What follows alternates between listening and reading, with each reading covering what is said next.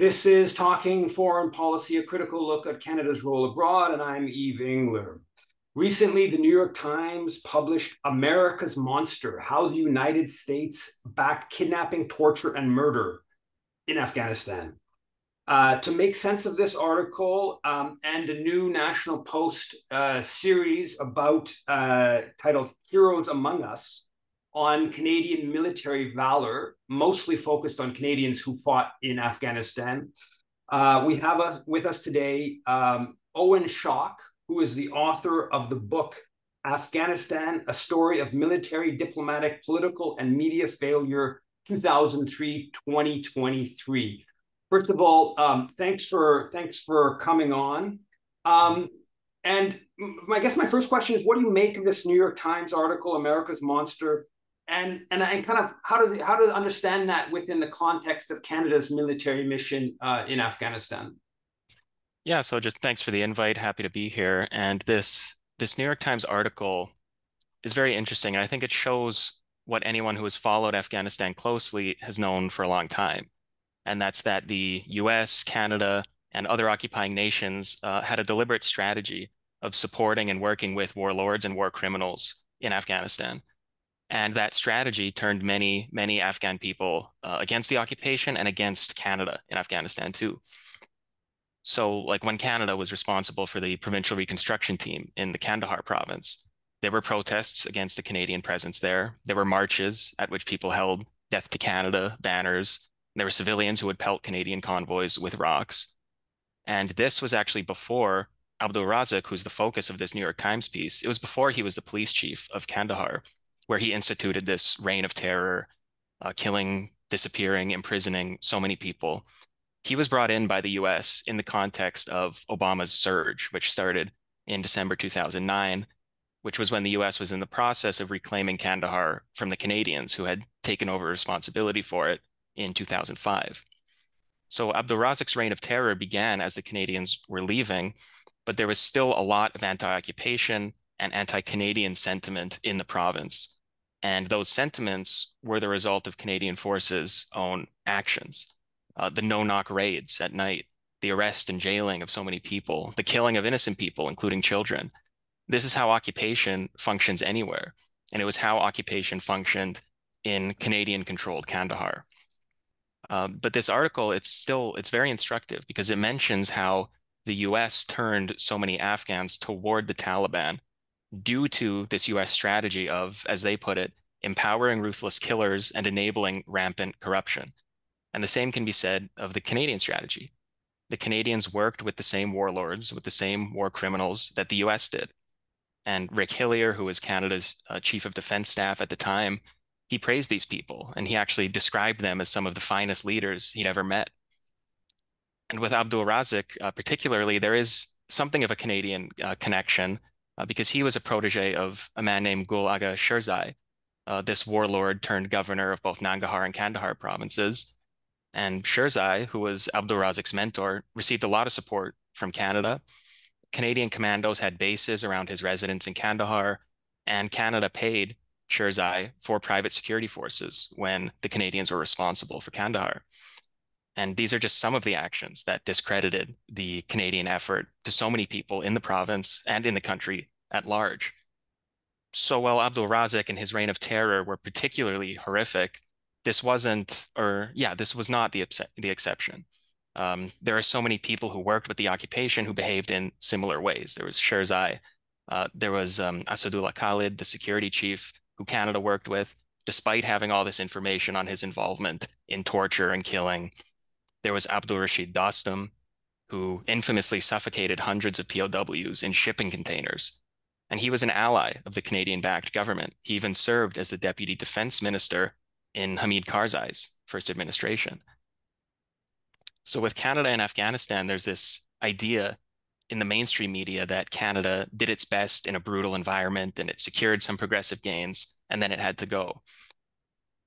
And it was really the errors made by the US in this framing that caused the collapse of the state in the summer of 2021. But these endemic issues, the corruption, the torture, the state violence, these were Canadian issues too from the very start. Canada never tried to root them out. And in fact, Canada's actions made them even more systemic by backing these criminals and by turning away from or actively participating in this repression against so many people. So when it comes to Abdul Razak, the focus of this New York Times article, well, he was particularly cruel and merciless. That's how these wars of occupation are waged. They're cruel and merciless from the beginning, and that's certainly true of the Afghanistan war and of Canada's role in it. Well, I guess it wasn't all about just protecting women's rights and saving the children of Afghanistan like they told us. In that context, so the National Post, about maybe 2 months ago or so, it began this series of uh, basically lauding Canadian military valor as preparing the way for the first ever recipient of the Canadian Victoria Cross, which would be the highest honor for a soldier. And I think they've done like, I think they're going to do 10 soldiers, and I think they've done like 5 or 6 of them over the past handful of weeks. And I think they've all been about Afghanistan. So when you read these stories, and I don't read them that closely, I just sort of scan them because it sort of, I believe that the individuals probably were engaged in sort of, there was a lot of valor, if you like, from a military sense in what they did, in that they were courageous. But it completely ignores kind of like the bigger picture, and in effect, it serves to sort of, I guess, whitewash Canadian crimes in Afghanistan, but also kind of frame it as this whole war was sort of this valorous endeavor, and we should be proud of what Canada did in Afghanistan. So how do you kind of like respond to that, and how does that fit in with the media element of your research and your book?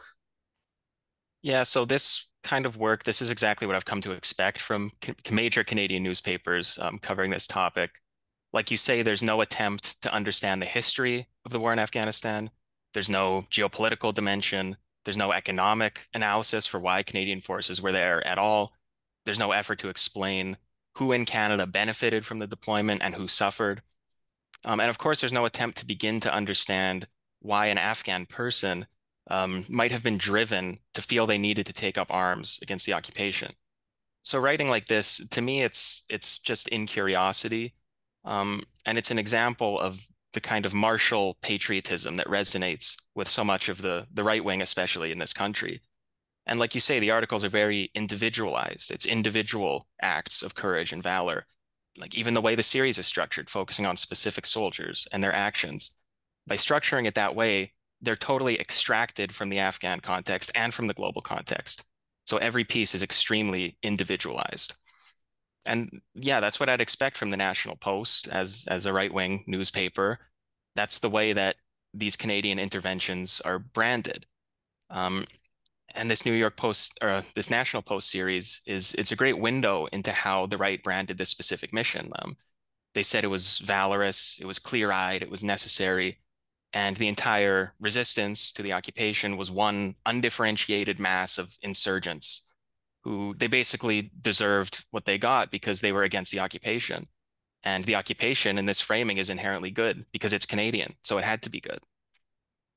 And there's a similar thing going on the liberal side as well. Like this branding of Afghanistan, it was different on the liberal side, but it pushed similar myths about like what Canada is and how Canada interacts with the world. The liberal side, though, claimed that Canada's role in Afghanistan was about humanitarianism and peacekeeping. But in the war years, as I outline in a chapter in my book, there was no material difference between how liberals and conservatives, the governments, fought the war on the ground. It was always hyper-militarized, and it was always focused on the heavy repression of resistance, over developing the economy, and building state institutions, because an unpopular occupation isn't going to be able to do those things. So while the National Post and this series, it's useful for seeing how the Canadian right remembers this conflict or doesn't remember it.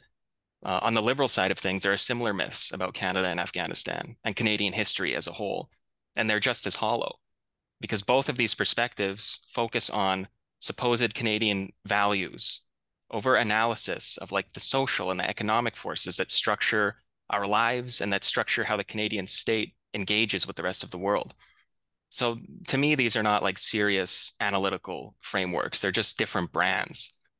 And one of the reasons I wrote my book on Canada and Afghanistan is that I wanted to, in some small way, contribute to turning this into a more serious retrospective, into a more substantial discussion, not just one rooted in Canadian nationalism and these myths about what our country does in the world. And in that context, so like, what are the implications for the war in Afghanistan, kind of for Canadian military and foreign policy going forward? Yeah, so on that question, it's really interesting. You don't have to look hard to see the hypocrisy. Ottawa, they characterized the occupation of Afghanistan as a benevolent mission. They said we're helping Afghan people to develop their democracy, to develop responsible government. We said we're helping Afghan women by being there, even though in 2009, the government we were propping up supported a law to legalize rape within marriage. So even at a glance, these justifications, the propaganda, at a glance, it falls apart. And think about the current context. We said for years that we are helping the Afghan people, that is why we sent our troops there.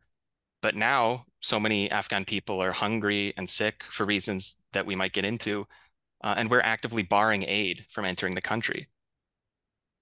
So this to me just demonstrates that we will so quickly abandon people we say we're helping, the second that we decide we can't get what we want out of them.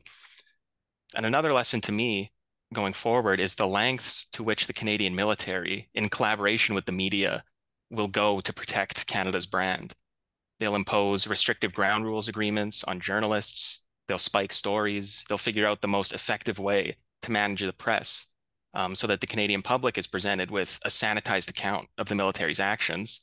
And the press will go along with it. They'll more than happily push the pro-war line while completely sidelining the voices for peace and understanding that represent a huge section of the Canadian public.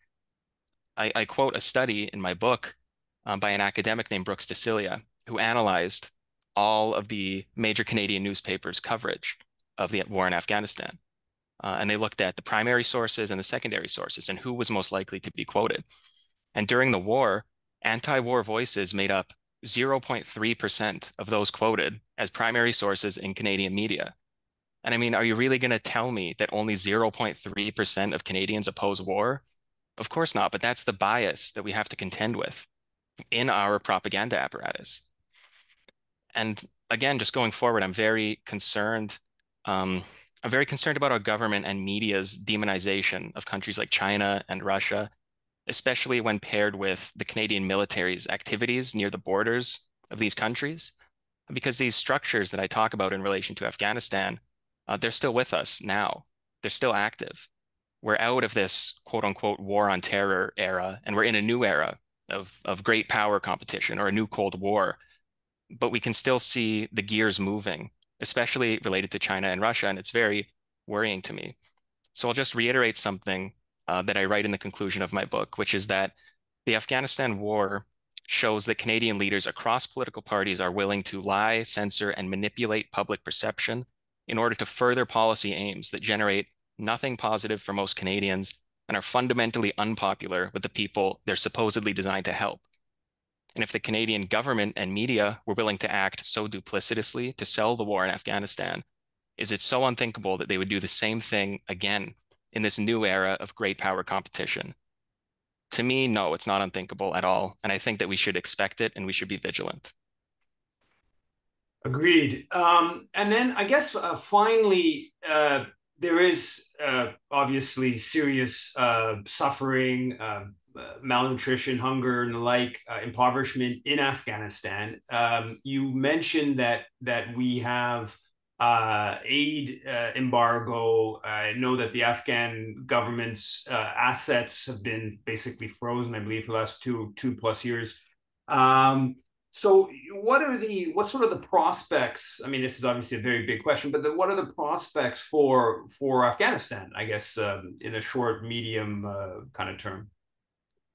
Yeah, so the background on a lot of this poverty, this hunger, this desperation that we see in Afghanistan now, is of course the decades of war that came before it, but also the fact that in February 2022, the Biden administration seized $7 billion in Afghan central bank reserves. And right after they did that, malnourishment rose throughout the country. People became very desperate. There were reports of people selling their own organs to get money just for food, or selling off their daughters to get dowry payments just so they could eat. And at the same time as all of these horrific things are going on, Canadian anti-terrorism laws prevent charities from bringing aid into Afghanistan. So in late 2022, a lot of people were raising their voices about this. They were saying, how can you do this? This is horrible. So then Ottawa announced that they would find what they call loopholes around these laws. But still, they're dragging their feet on this to a shameful degree. As recently as a month ago in the Canadian press, I saw an article about how the Canadian government is still stopping aid from entering Afghanistan. And we're coming up now on almost 3 years of Taliban rule. And this is a choice that the Canadian government is making every single day. They're choosing not to allow food aid and medical aid into Afghanistan, a country that has been devastated by decades of war, often driven by outside forces. It's a country that's one of the world's most vulnerable to the impacts of climate change. And it's a country that the West has attempted to completely isolate from the rest of the world, because it appears to me that they hold a grudge over the fact that the Taliban defeated them.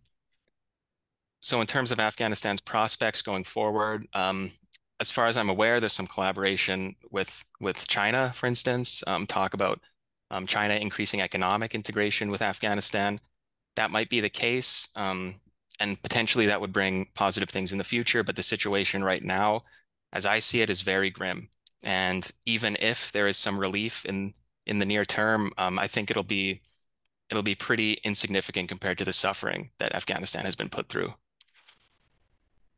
Well, thanks a lot for coming on to Talking Foreign Policy. And once again, Owen Schalk is the author of a story, Canada and Afghanistan, a story of military, diplomatic, political, and media failure, 2003-2023. Thanks a lot for coming on. Great. Thank you, Eve.